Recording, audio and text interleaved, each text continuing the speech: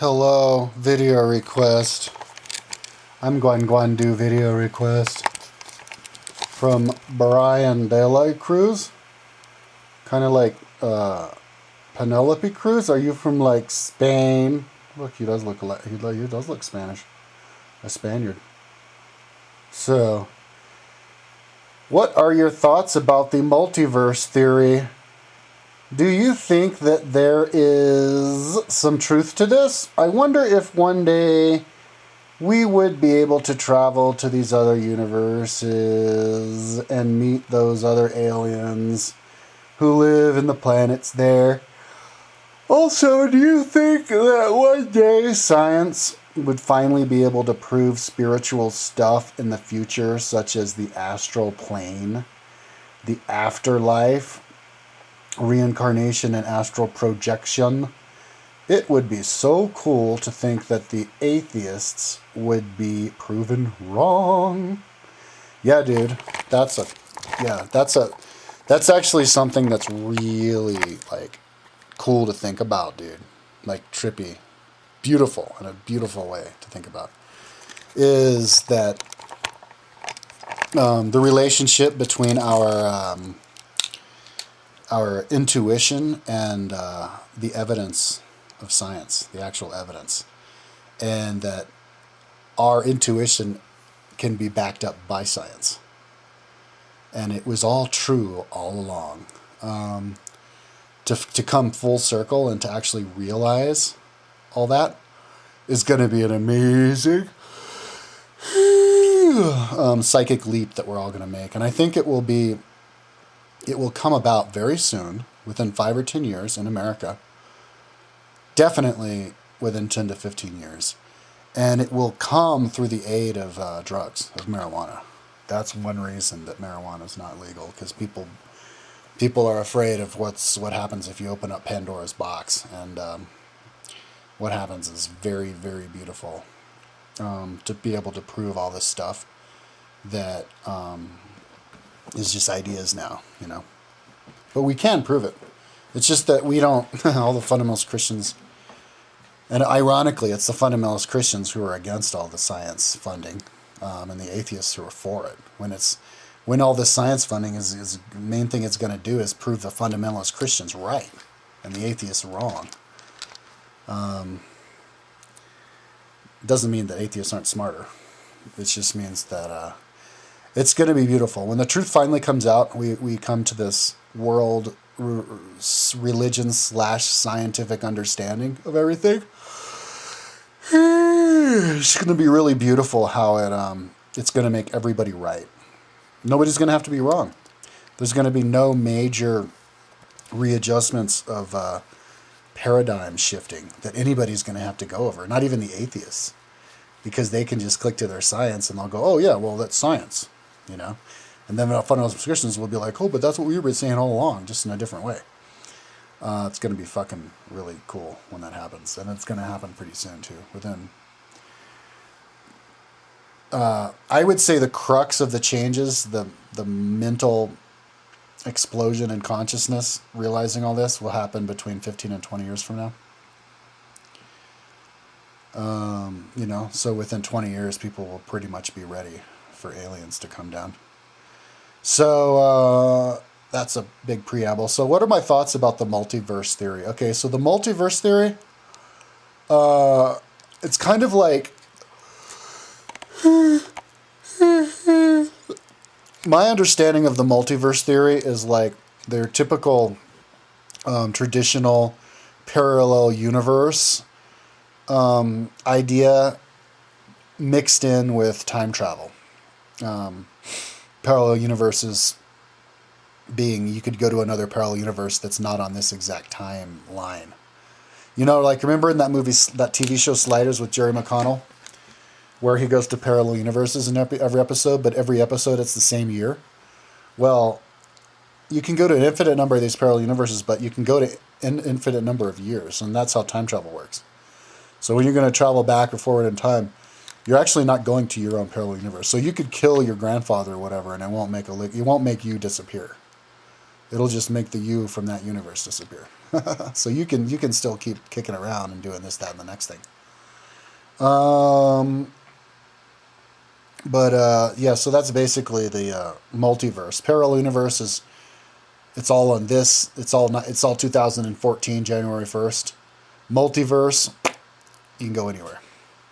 Okay, so do you think that there is some truth to this? Yeah, I believe it.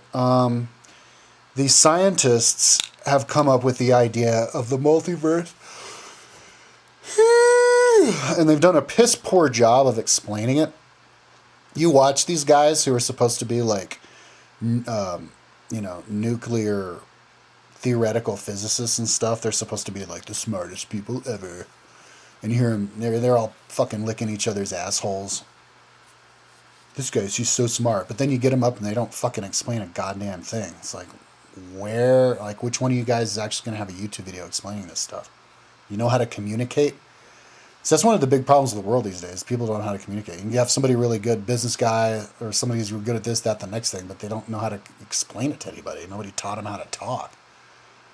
But, so that's my handicap. I don't know what the fuck they're talking about, so I'm just going to have to make shit up. They came up with M theory, which I don't know what the hell that is because they never explained it. Maybe they don't even know what it is. That's my idea. If you're not smart enough to explain something, then you're not smart enough to understand it. That's my idea. Anyways, they came up with this idea in that they get these... they have this donut thing in CERN, Switzerland. I think they even made one in Texas, but they never finished it. They wasted like $40 billion on it. It shoots these protons around at like almost light speed around this giant donut that's like 14 miles in fucking diameter or something like that.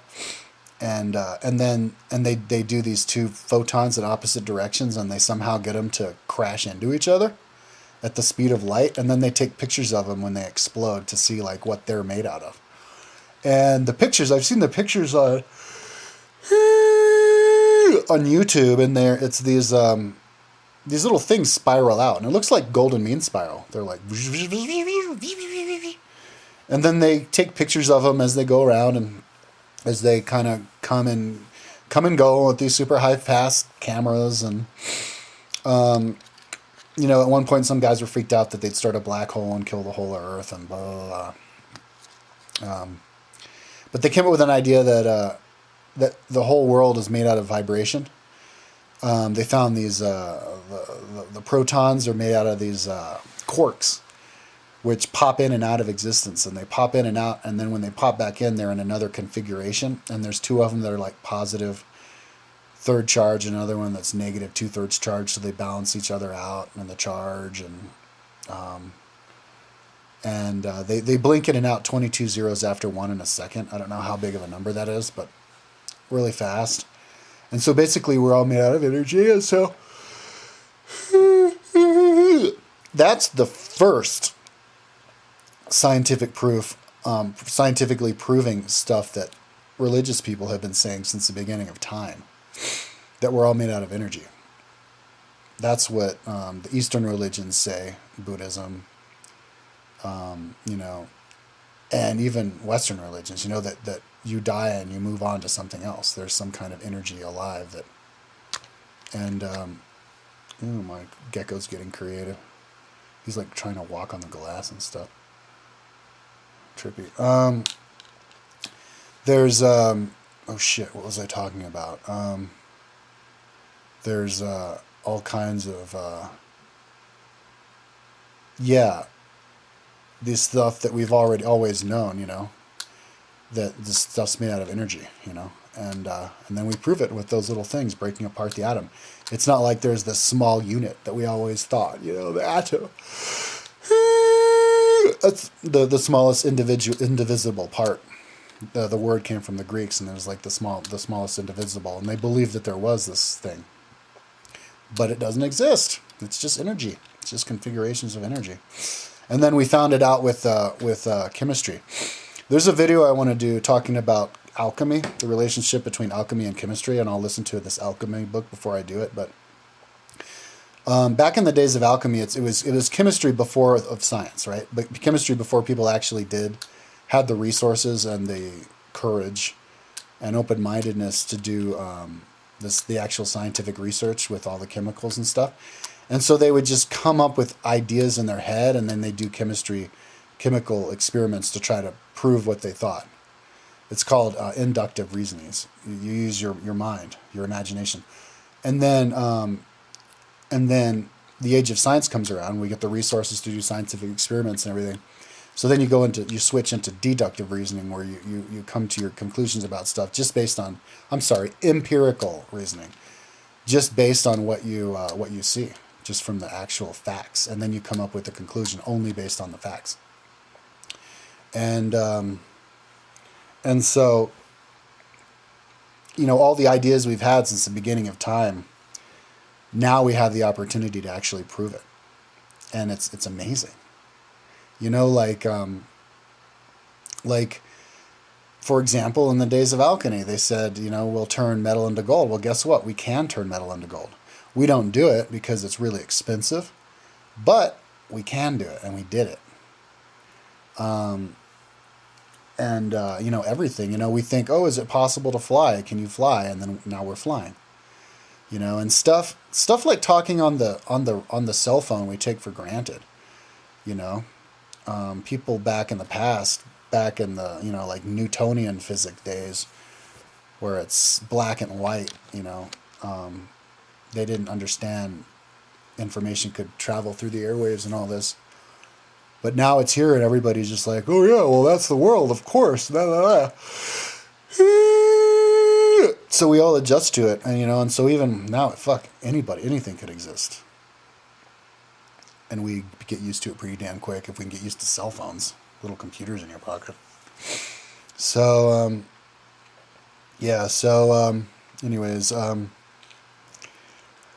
so they came up with the multiverse theory with the whole CERN thing. They figured, and I don't know exactly how they did this, but 90% of the universe is unaccounted for, the mass.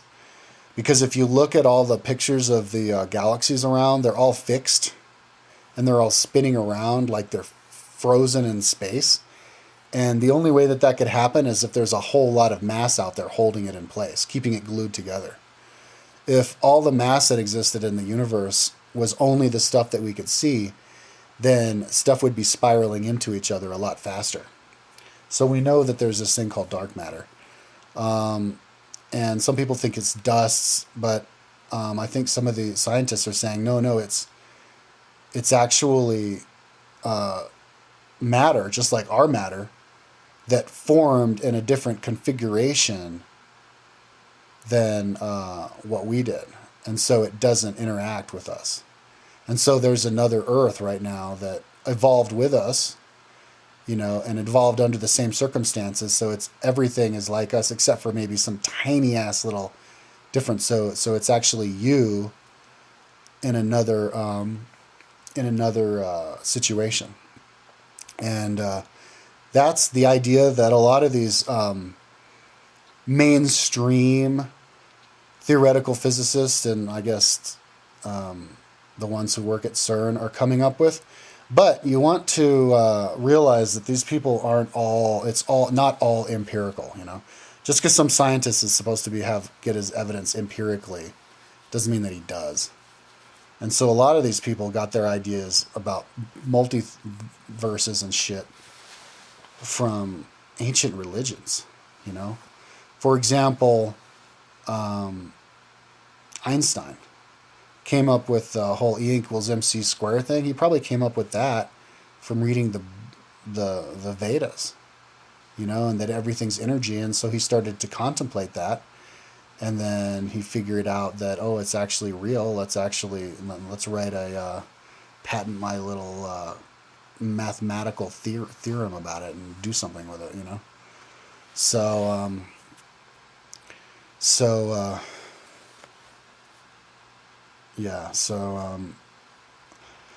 because we've always had that idea in our head, with deja vu, That feeling that you get every once in a while, like, oh my God, I've been here.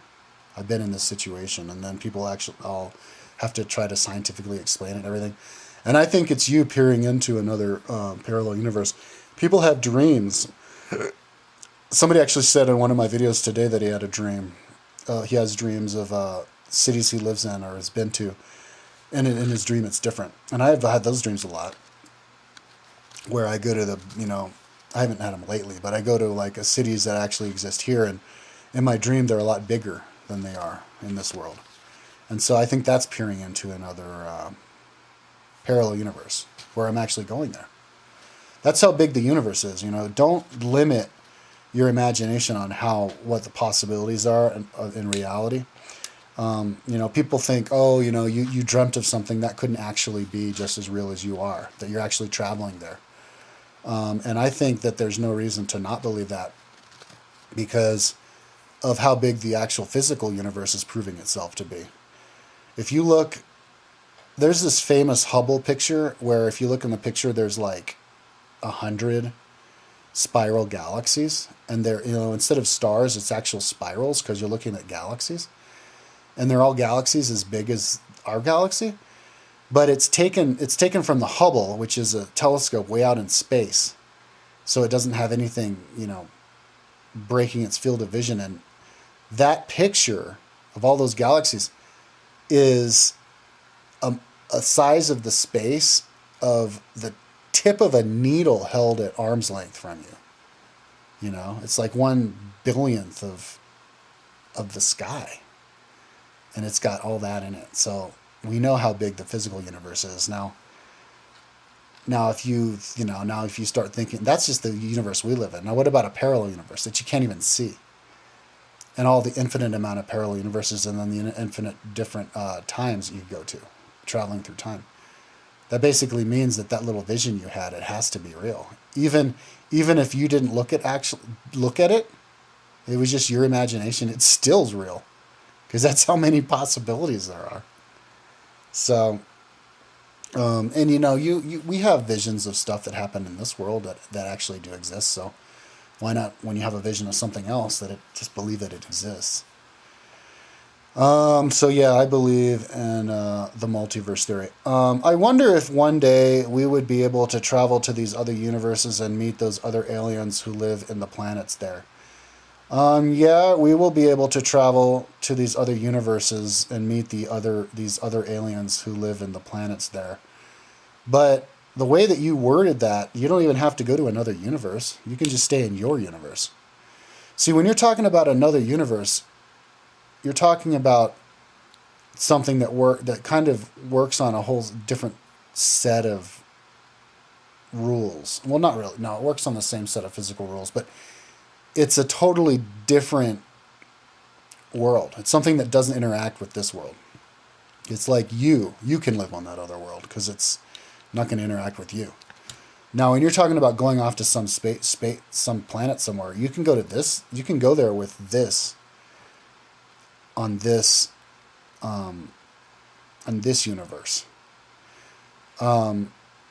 But actually, you can go that live in this universe with us, but you can travel to the parallel universes, and that's what you're talking about. Like with Bashar, there's my favorite alien channeler, and I believe it, called Bashar. You should check him out. Bashar, channeled from Daryl Anka, and he's from a parallel universe, meaning he's from the future, but not our future. He's from the future of another Earth, of a parallel universe. When you think about different universes, because if somebody's like, everybody in the whole universe, that's this universe.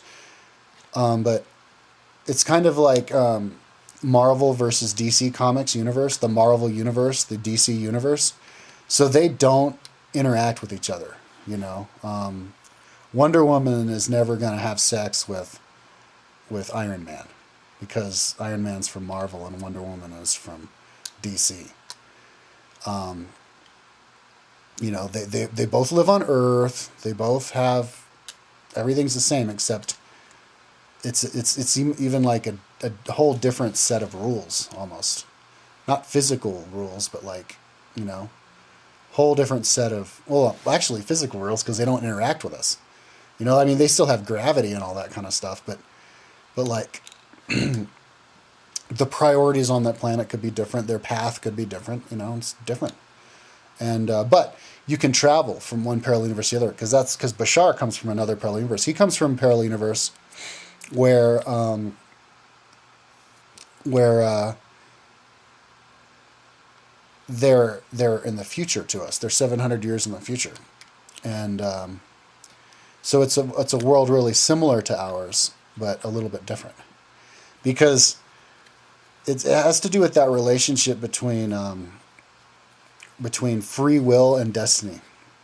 You know, our destiny is what is probable, and based on the situation you're in now, all the circumstances.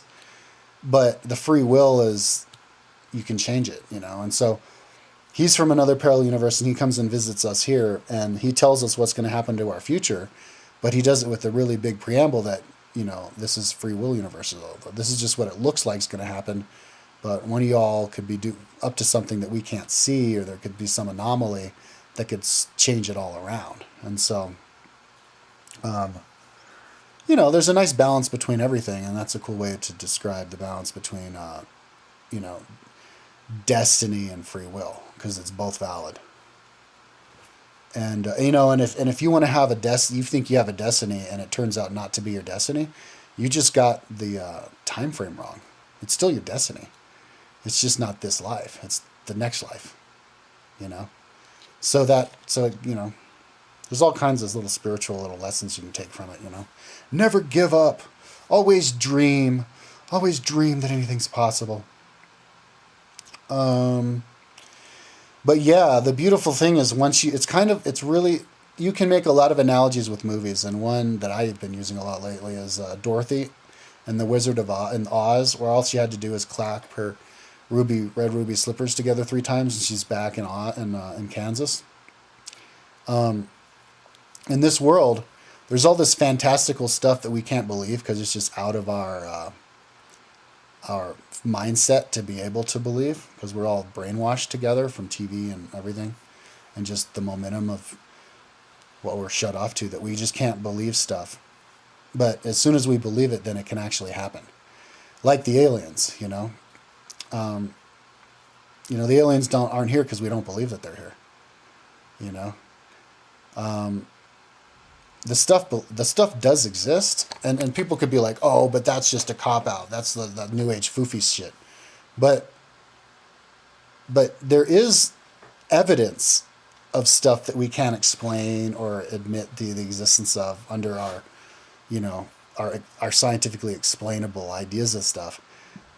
But it still exists. We can't explain crop circles.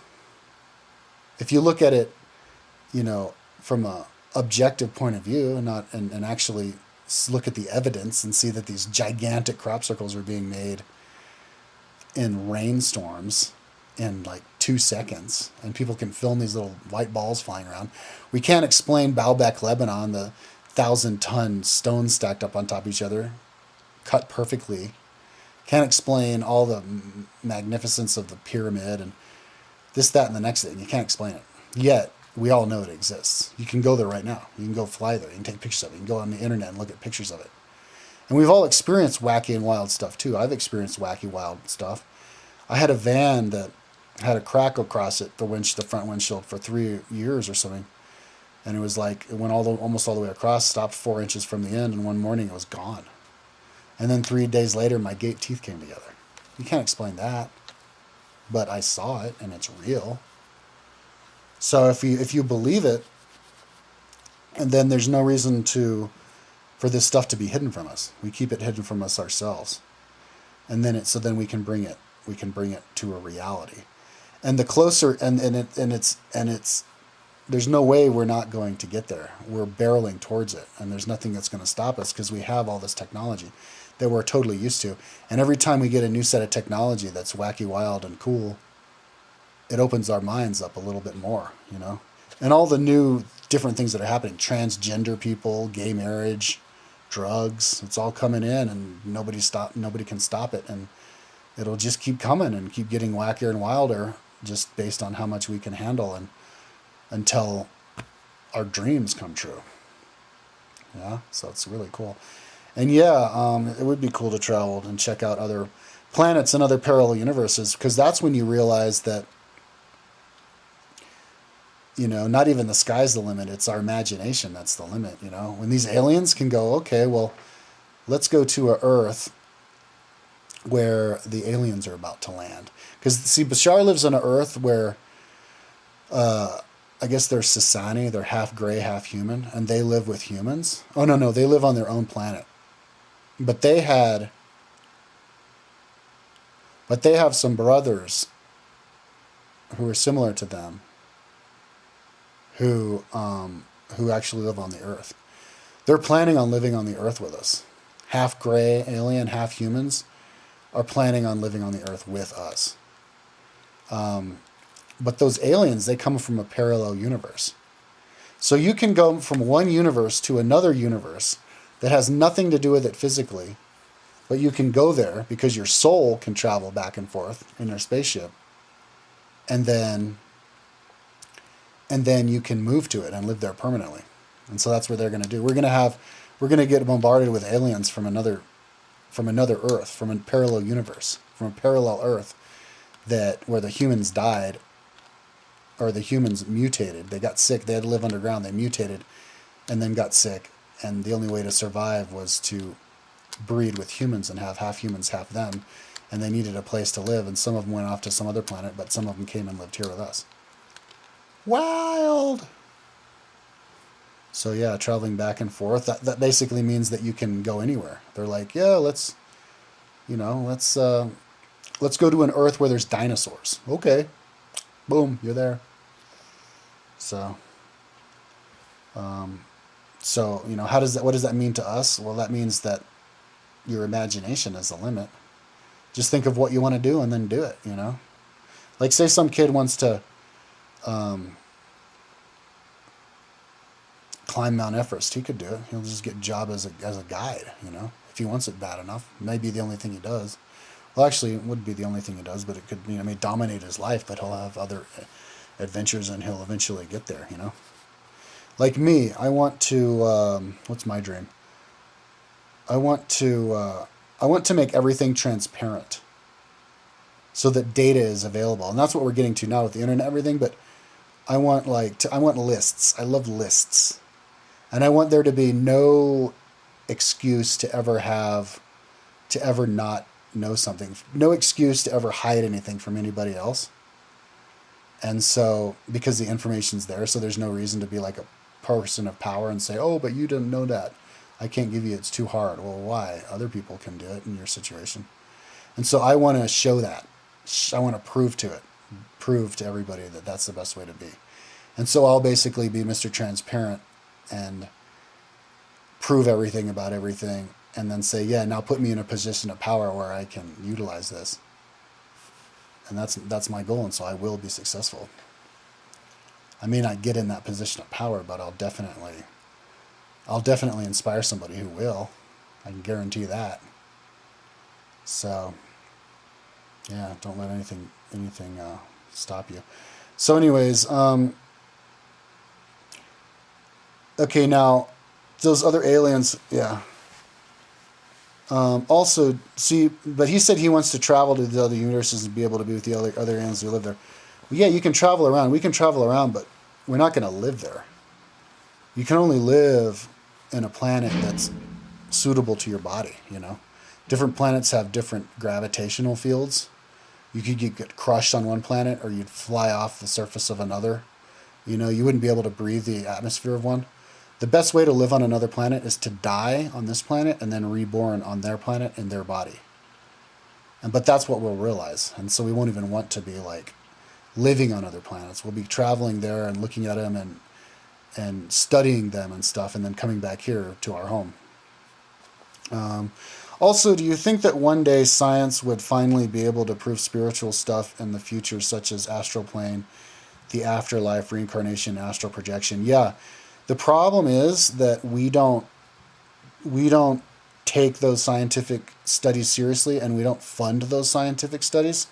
As soon as we take those scientific studies seriously, it will just be common knowledge. And I mean, it's already proved. There's this book called The Field by Lynn McTaggart. I never actually read it. I should read it soon.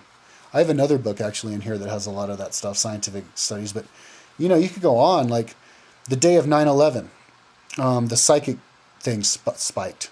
It's this thing that tests weather patterns, and it totally spiked because everybody freaked out, and it affected the weather pattern.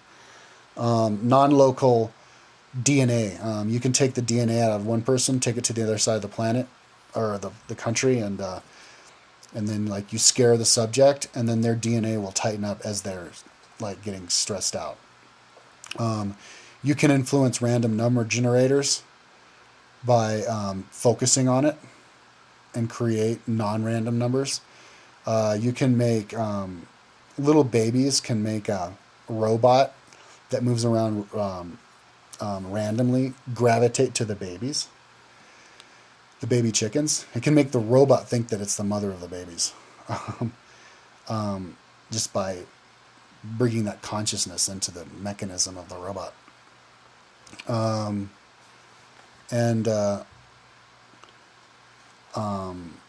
What else, man? There's the double slit experiment. That's the best one. The double fucking slit experiment. You should check that out. They shoot photons one by one through a double slit to see if they hit the paper on the other side in two slits sticking through, just to see the nature is light a particle or a wave, you know, because if it's a particle, it could bump into each other and you could get multiple lines. The thing is, it's a particle when you look at each one go through, but then it becomes a wave when you stop looking at each one going through. And that means a lot because the little gun that shoots the photon and the paper that catches the photons is not connected to the camera. It doesn't know whether you're watching it or not, yet its effect on the paper is different. So the effect on the paper changes whether or not the camera's turned on and off. We can't explain that. That's bleed through to another dimension, which proves that there's no such thing as time in the next dimension. That's when you go into time travel, because that's when these little photons went into the spirit world, created an infinite number of them, and created a wave where they bumped off itself. It bounced off itself and then knocked into the wave and all of these, and the paper with all of these different lines. And, but if you talk to us like one of these stupid skeptics, I actually did have a conversation to a stupid skeptic about that. And he kept trying to tell me that this double slit experiment is explainable. But he never explained it. These motherfuckers make shit the fuck up, dude. It pisses me off. Because you're not playing on a level playing field when you start making stuff up. It's like, well, what am I going to say to that? Well, then give me proof, you know. But we're going there. We're getting into a tradition where people demand proof. People are able to provide proof. People who can't provide proof are not believed. And so, you can't win that argument as an atheist or diehard Newtonian Cartesian scientist. And you can't say that the double split experiment is explainable. And there's more too, dude. You could go on. So all we have to do basically is open our eyes, dude. All these scientific experiments are already there. Like, and I'm talking about the astral plane with all that stuff, like, the effect of all that other stuff I was talking about, that all exists in the astral plane.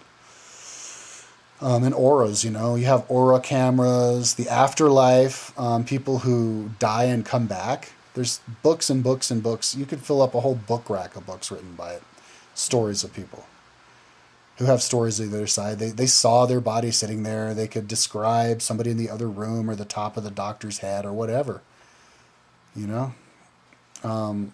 Reincarnation. There's so many stories of people remembering their past lives and knowing stuff that there's no way that they would have known. I could go on and on and on. There's this kid who died in World War II who remembered all of his friends when he met his friends as a kid because he remembered everything. Remember the plane he died in and everything. Knew the friends' names. There's a story of an old guy in India or this kid in India who went over to this village because he remembered being an old guy there, and he found his old hut and he found the gold he buried as an old guy 100 years beforehand. You go on and on and on and on. You just have to pay attention to it. Astral projection. Yeah, do a scientific experiment and have the guy describe something in the other room that there's no way he could describe.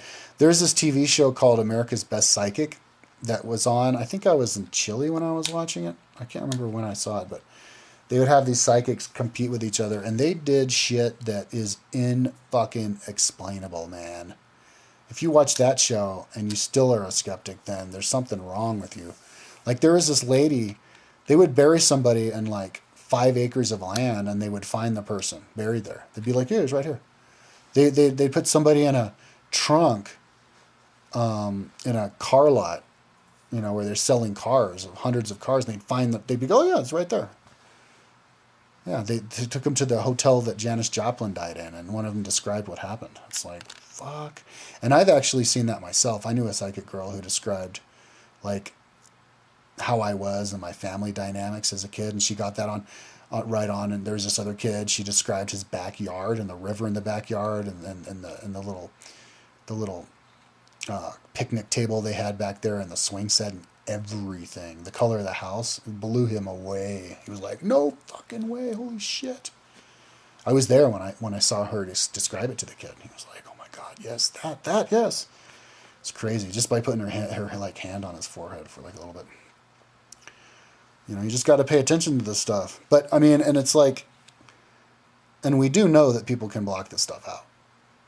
Because you know that people see the pictures of Baalbek, Lebanon, and the crop circles, and they block it out. They come up with an explanation, So, it's like the first step is denial, and that's what we're all in now. So all that scientific stuff, it's out there. There's books out there. It's already there. It would be so cool to think that the atheists would be proven wrong. Yeah, although I don't think it's going to be like that. It's not going to be like, "Oh, you atheists were so stupid all along. Ha ha ha." It's going to be more like the atheist going, "Well, all we needed was proof." Holy shit, dude. Look at my gecko. I've never seen that. He's like straight up scaling the glass. That's so cool. I'm glad he's finally getting out there and having some fun. Oh, he's going to slip and fall. Oh, no. Well, he's trying to climb it, and then he falls.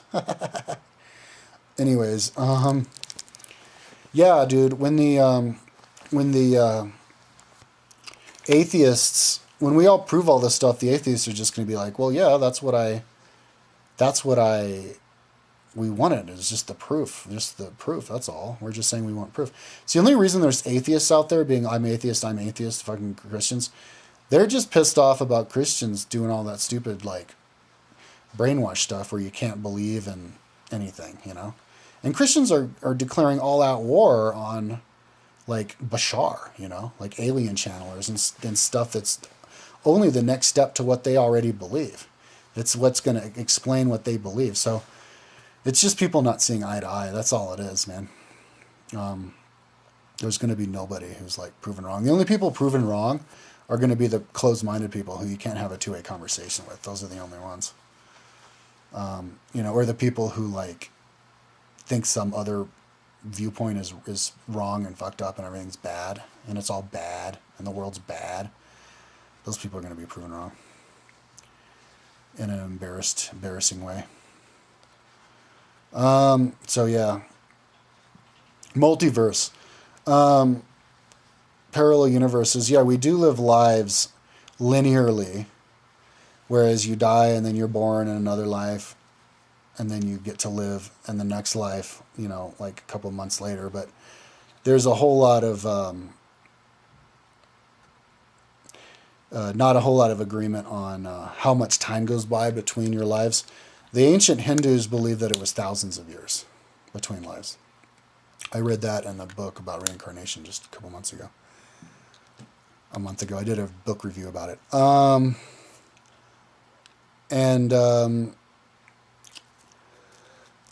think most people think that you're just born like 6 months later. A lot of Buddhists believe that. When you die, you're with your body for 3 days and then you move on. The Catholics believe in Bardo. The Buddhist idea of that is, the Buddhist idea is Bardo. The Catholic idea is purgatory, but the in-between state. But you can also live lives in the future and in the past, and those are parallel universes.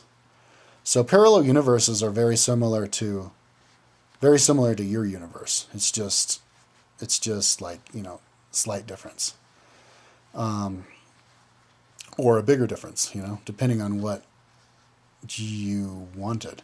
But people are herd animals. We're all pack animals, herd mentality. So when we reincarnate as a herd. So, linearly, one after the other. So like 5 lives ago for me would be really similar to 5 lives ago for you. Like maybe we were buddies 5 lives ago. My five of mine and 5 of yours. The more eccentric people would be the people who travel around a lot. Go to the future, go to the past, go here, go there. But yeah, that's the most practical way to travel around multiverse, is just reincarnationally. But in the future, like 700 years in the future, we will, or 300 years in the future, 250 to 300 years in the future, we will figure out how to map our past lives. And we'll know where we had our previous life.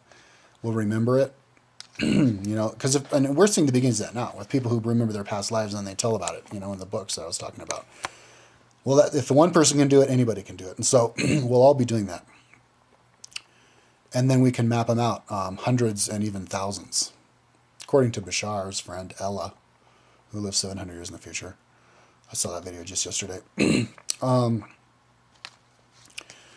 Yeah, map like thousands of your past lives and know which ones they are. We've had a lot more than that, but I guess that's all you could remember. But and then piece them together and come up with all kinds of studies having to do with that.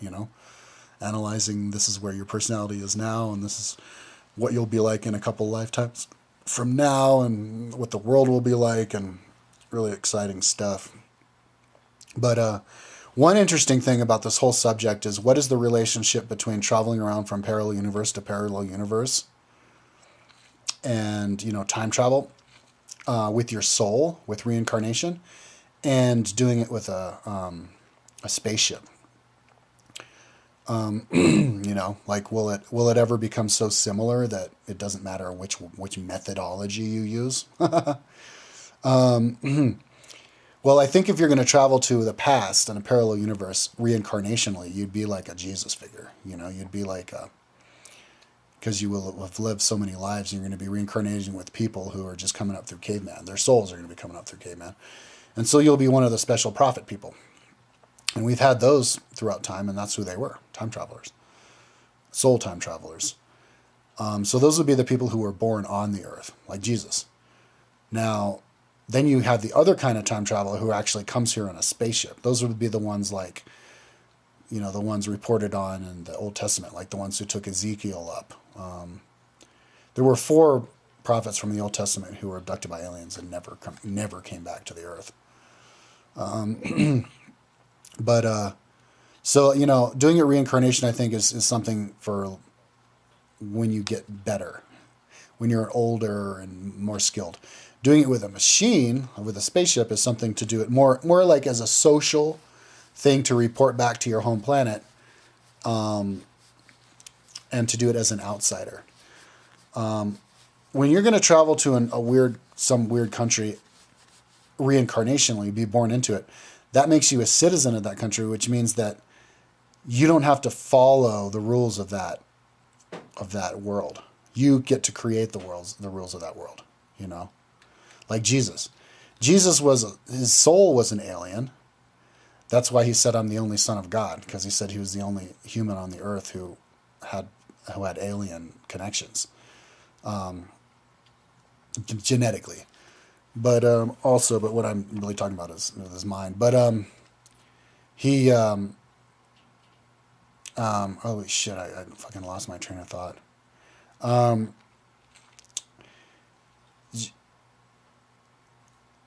Oh fuck. Yeah, you can do it with a spaceship, or you can get reincarnated. Oh yeah, so when you get reincarnated, like Jesus was, he was now a citizen of the earth. So now he gets to go, this is how it's going to be, you know, we're going to give all the money to the poor and yada yada, this, that, da, da, da, da, da. Well, if you're going to come to and that's exciting to get to change a world and be a mover and a shaker. If you're coming as an alien to some weird parallel universe, you can't do anything. All you can do is watch.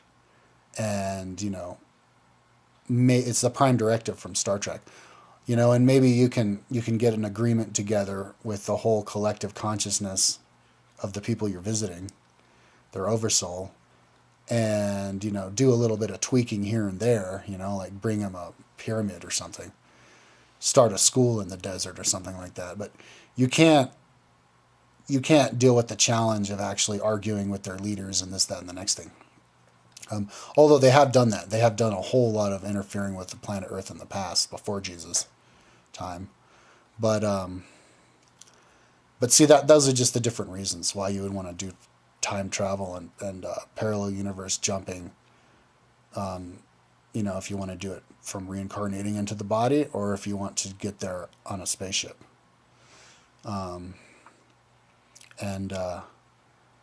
And we will find that relationship gradually in a way that will not freak everybody out. But the most beautiful thing and the coolest thing about this video request, and the thing that I really wanted to talk about and stress the most, is the realization that our imagination is real. Our wacky, wild imaginations are actually prophecies. You know, so, you know, like me, I'm imagining a world where you can't hide anything, because the yardstick to measure somebody's worth as a leader, and, you know, and as somebody who holds a position of power, is how transparent they are. You know, because everything is pointing in that direction. Nobody is, you know, we don't trust our leaders anymore. Well, we're ready for the ones who we can trust, the ones who can prove. You know, when we want proof for everything, so we're ready for leaders who prove everything. We're ready to communicate. So, but once we do all those things, all the problems are solved. We're making all the right decisions, and nobody's left out, and everything's used efficiently, and there's no more wars, and we live in a utopia. So that basically means that we will live in a utopia, because we know what's wrong, we know what we need to do right, we have people working for it, we're going in that direction. So we will have a utopia, and we will have a world that also has all that other wacky stuff, the aliens and everything, flying cars. And so it's all real. It's all real. It's real. And that's the cool thing to figure out, is to realize when your ideas actually do happen, you know. And we've had lots of ideas in the past, through the Dark Age and everything, of stuff that actually did happen, that actually did come to pass. I can't think of other examples right now, but there's lots of them. And so that's basically, you know, the relationship between the multiverse theory and our real world is all these wacky, wild universes out there that you can think, well, they do happen. It is real. And the only thing keeping it from actually happening is people's closed-mindedness. You know, I mean, in places where the hippies get together and say that they can just pray to have aliens come, and it happens, and they tell you that it happens. Just go ahead and believe it, you know, unless you go there and you find out for not. But you have a lot of people on YouTube nowadays who are trying to debunk all this stuff, but they're doing it and they're being totally fraudulent, but they're doing it in ways that it's just a stupid argument. They're not giving intelligent arguments. You can tell that they're making stuff up, you know, like the farm out there in California where they can bring the aliens down. I went there and no alien ever came, and I made a video about it. Oh yeah, well, where's the film footage of you being there? Like, where is you talking to him? You know, nobody's gonna believe you unless you have the proof. But the proof is on the side of the crazy people, of the alien people. That's the wacky thing. And I mean, we've seen it already. It's already here. Anyways, I think I'm repeating myself. But I hope I kept it to the multiverse. The universe. Yeah, I mean, you can have lives in in another universe. You know, like me, I could have a life over on a parallel Earth, and then I died last year, and then that part of my soul could come infused with this soul, which could then make me stronger. I could have a soul, and there's also the whole idea of souls being split up and having soul brothers and soul sisters. I could have a soul brother. In fact, I was told in the 80s I had a soul brother in Africa who was about to die, and when he died, his soul was gonna fuse with mine, and then make me stronger.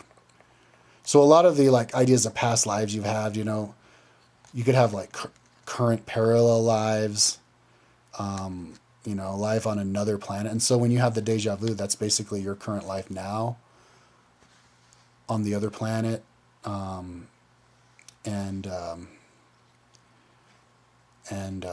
yeah, all sorts of wacky, wild stuff. Anyways, I think I've babbled on for long enough. Cool video request. Peace out.